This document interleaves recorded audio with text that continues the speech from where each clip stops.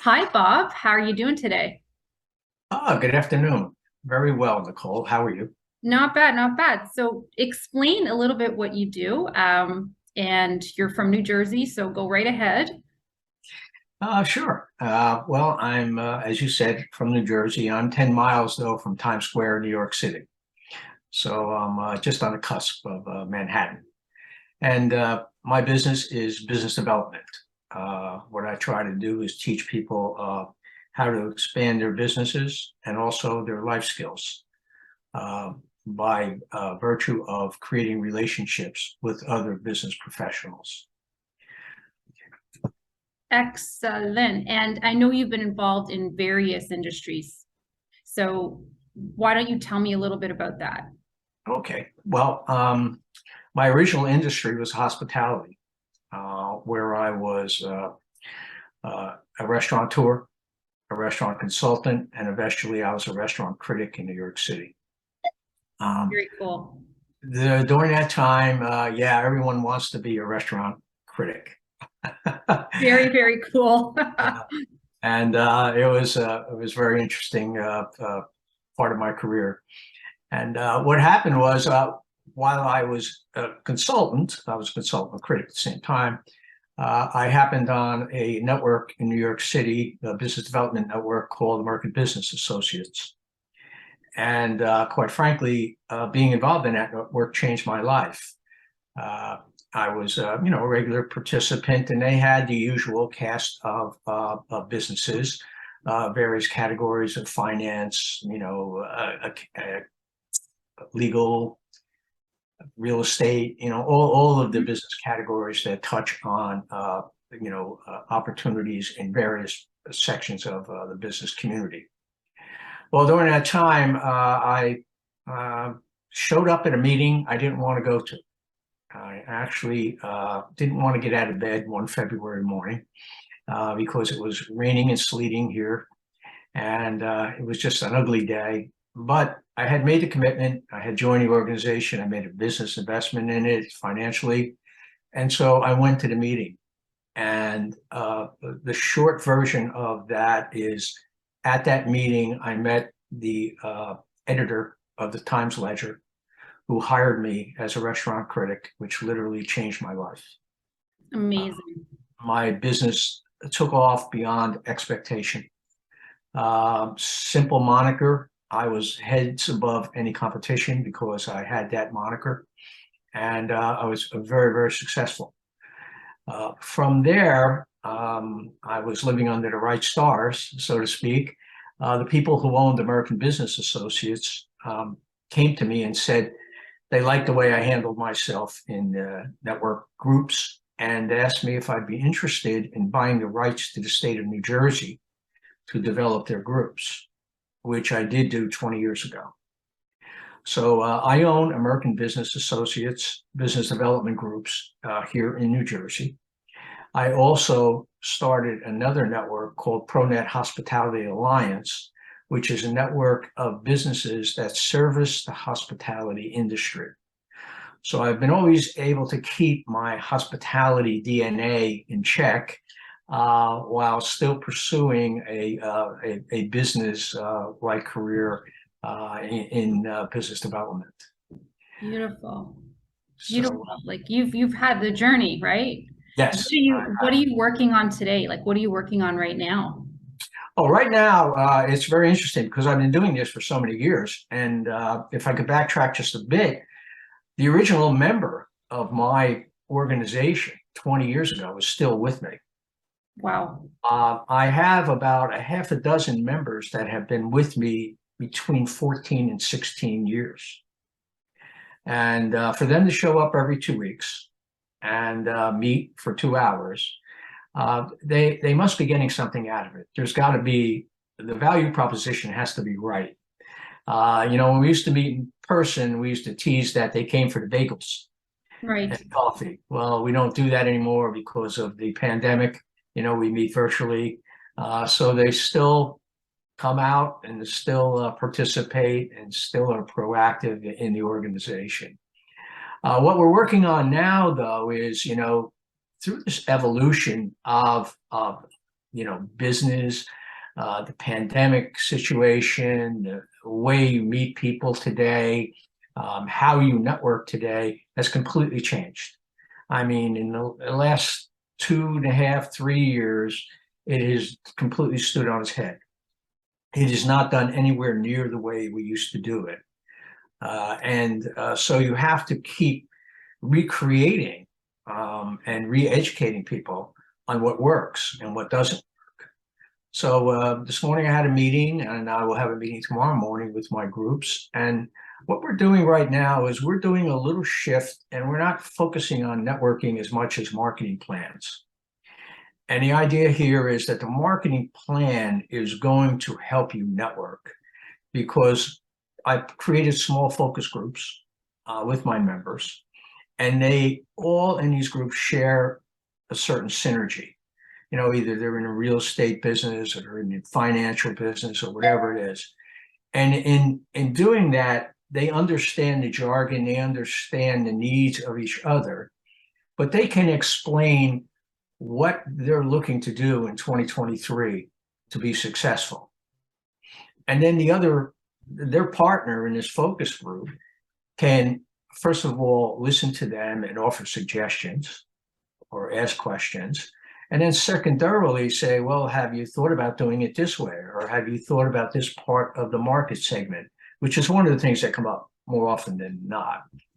And so it is helping them devise a plan. It's educating them, and they're sharing with each other these ideas. And through conversation, you inevitably share contacts. You're inevitably going to say, oh, I know a person that does this, or I know a person that has this experience. And therefore, you're starting to now make the networking connection and relationship building. And then the ultimate goal here is to have this plan finished by mid-December. And then when we re-engage in January of 2023, we do a goal setting exercises. And we're taking that plan and we're putting it into goal setting. So that's what we do. It's quite different than a lot of other networks. Yes. What a lot of people don't understand, and there's different types of networks, and you have to pick the right one for you. There's transactional networks, there's relationship networks, there's community networks like chambers of commerce we have in the States here. There's associations. Okay, all of them are networks. But, what are you looking to achieve, and who do you need to hang out with that's going to bring you the greatest value, and you're going to bring the greatest value to them? Yes. I've seen it so many times, where people are invited to go to a networking meeting by a friend, and they have a nice time. And then their friend says, oh, come on, join, we're in it together, that whole, camaraderie thing. And they join. And then they're sitting there, and 2 months later, they're looking around the room and saying, I don't know, I'm not really getting a lot from this, and I don't have anything to offer these people. What am I doing here? Exactly. Well, it's the target market, right? You need to know what your objective is and who your target market is, and not just sort of, it's great to be spontaneous, but not just kind of fly by the seat of my pants when it comes to these groups, because there's so many out there. And everybody claims to sell you something better than the next one. And so I hear you on that. What is your objective? What is your objective? And I liked what you said earlier, which was, you're building a relationship prior to your goal setting exercises in January, right? So through, back and forth, getting to know people, business comes along naturally versus, can we do a deal now? Can we do a deal now? Can we do a deal now? Right. So I like that. I like that you said that. And that is a softer sell for business development. It just happens organically. And I like that very much. So you're absolutely right. You're right on point. And, relationship driven networks, the referral that you usually get from them is quite different than a transactional network. You're creating a relationship with someone. The referral they're giving you is they're trusting you with a valued client that they have, or a valued relationship. They're not just giving you a business card or a name or a phone number.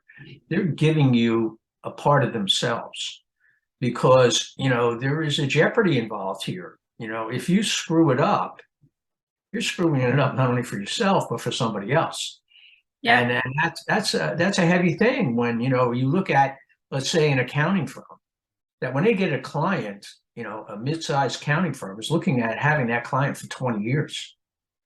Well, if they give me that referral and I go in there and I'm pitching whatever it is I pitch, or I'm doing whatever I do, and I fall short and I screw it up, the accounting firm has the danger of losing that client.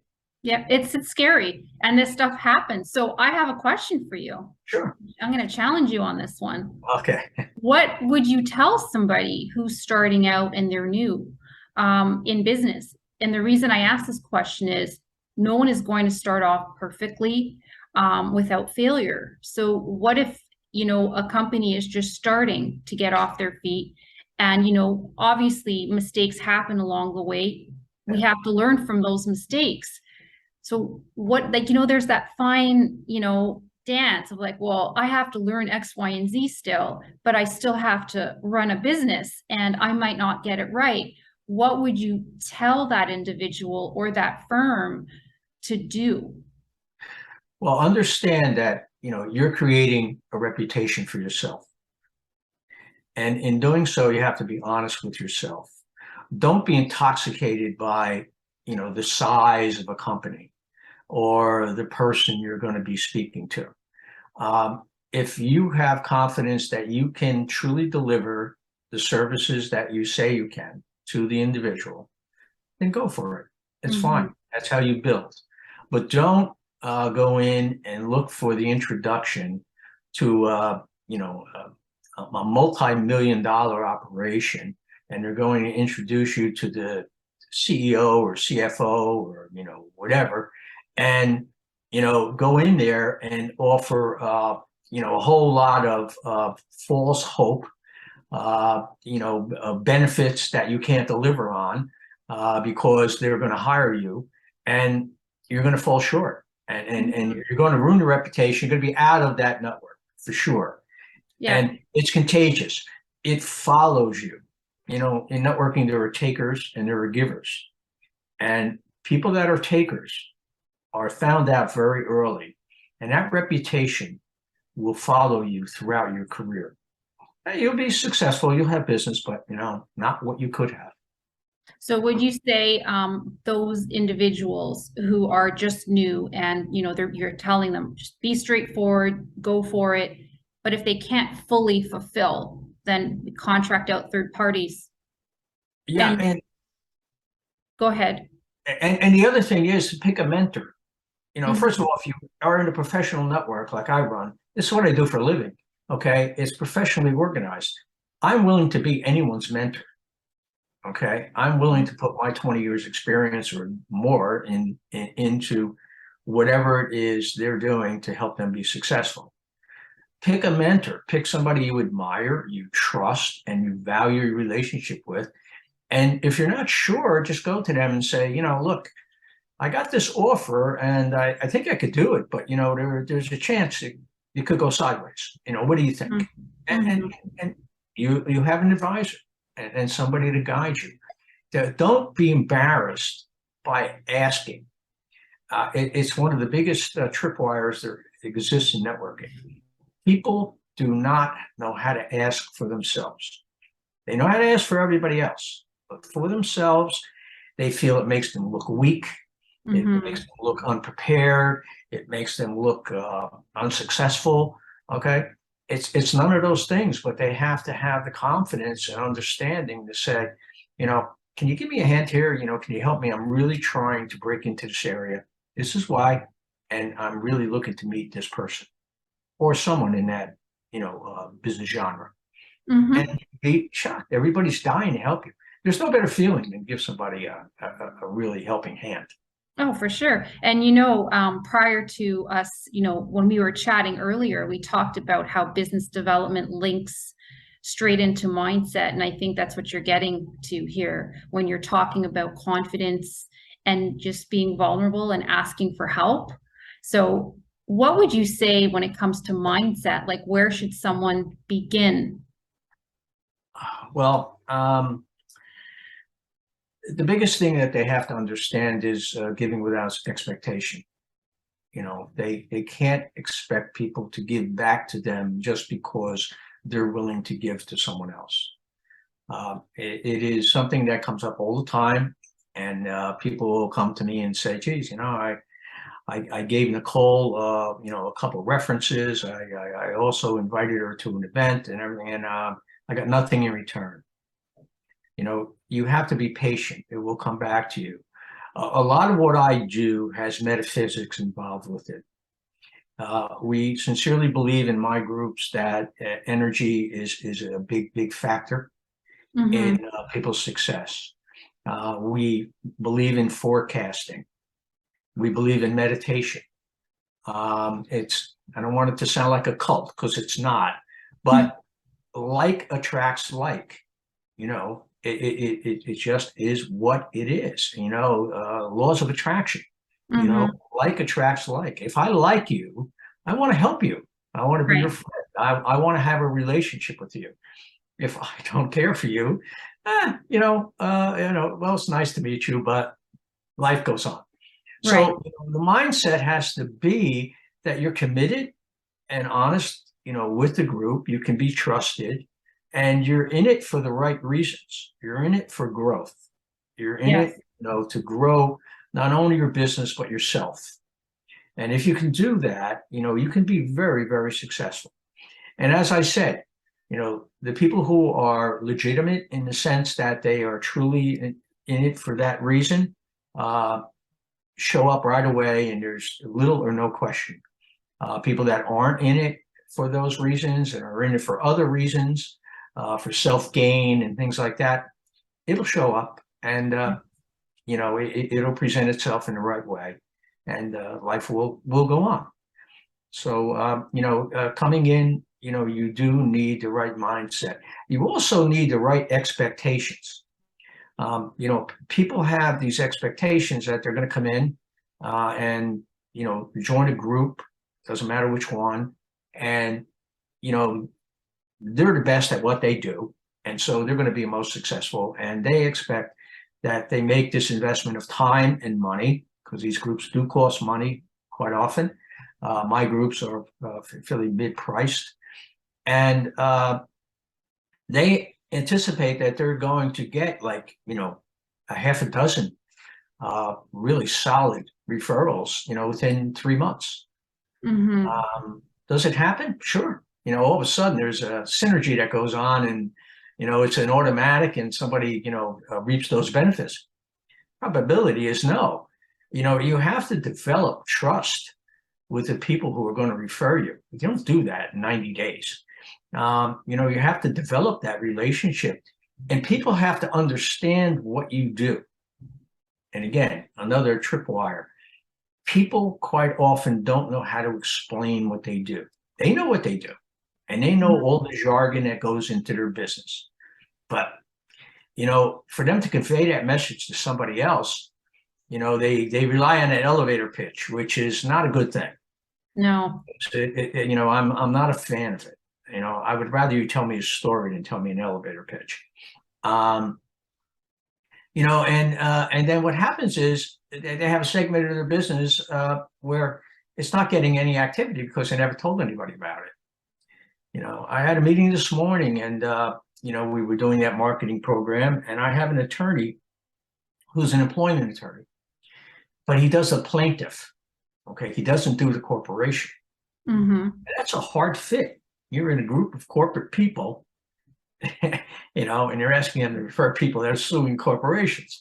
It's not easy. This is a challenge.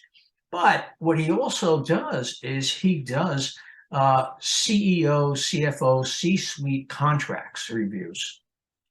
He does these reviews of contracts for high-end employees that are going to be involved in, you know, intricate details such as stock options and all these other things.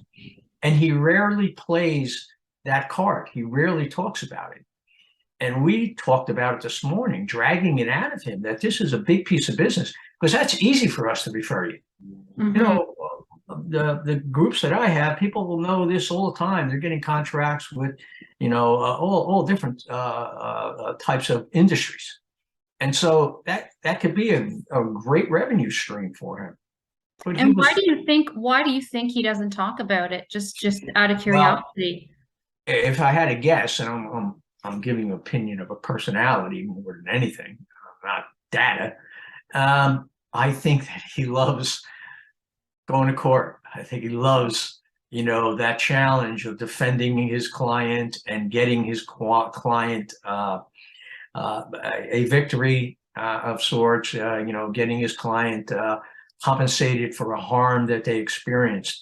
And I think that he's so passionate about that that the technical things are not as attractive. Right. And so he doesn't focus on them. He knows them, he does them, his firm services them, but you know, yeah, that's my opinion anyway. Oh, all good. And I think it's what we're used to, right?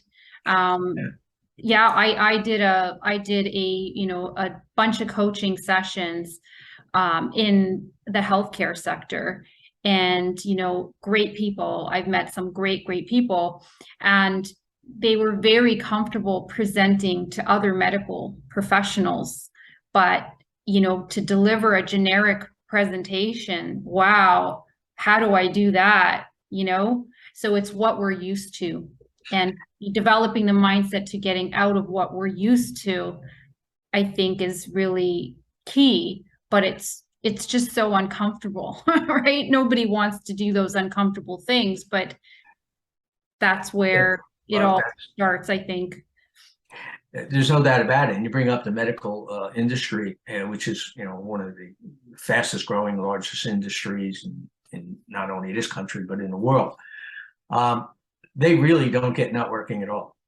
You know, because they've been segmented off into these, you know, pockets of, you know, well, you're in radiology, well, you're in, you know, the hospital, you're in the physician's office, you know, whatever segment you're in, and they've only functioned in that world. And they know how to order an X-ray, but they don't know anybody that's involved in an X-ray Right. or in radiology, you know, and you know, that's one of the challenges that I think a hospital has, as well as anyone from that marketplace has in the challenges they face in networking, is they don't know how to do it because they've never done it. It's not their fault. It's just it wasn't part of what they you know, were experiencing in the past. And now, Communication skills is not where it's at for them, right? right, exactly, you know, and now, you know, these hospitals and physician offices are being taken over by large corporations who know how to network. And you know, when they're telling them, well, you have to do this and do that, you can't do this and can't do that. And it's a whole new world. That industry is completely changed in the last few years, and it will continue to evolve into something that we don't recognize. Challenges upon challenges. Yeah. So, you know, when we look at business development and mindset as a whole, do you have any sort of takeaways to before we close off this discussion? Well, I believe that everyone needs to network. I think that I don't care what kind of business you have. It could be the smallest business on the street, or it can be the biggest company in the country. You need to network with people. You have to have relationships. You know, you can be in a transactional business and network successfully. I mean, if you look at it, you know, mortgage companies, real estate agents, they're all transactional. You know, they see the client today, they provide the service, and then the client goes on and they go on to the next client. You know, it's not like an accountant who sees the client every month or every quarter and then continues that relationship for 20 years. So one is a relationship driven and the other one is transactional, but they do meet because the real estate agent is interested in growing his business. You know, it's just not a numbers game for him. You know, he's interested in growing his business. And then to do that, he needs more people to feed his pipeline. Where the accountant needs fewer people, but his margins are so much different that that's fine. It works for him. So you know, I think people just have to understand that they have to do this. They have to take the time to do it. And it's the biggest issue right now is time. Nobody has any time. It's as much time as we've gained, we have none. And no one wants to put in the time. And because we're not meeting in person, no one wants to put in the attention needed to be successful. You know, they're on these calls like you and I are. And if there were 6 people here, I'm sure there'll be 1 or 2 people that are distracted or, you know, doing something, you know, that's different than what we're trying to accomplish. And the distractions are very, very difficult. And you need to put in the time and the focus in order to be successful.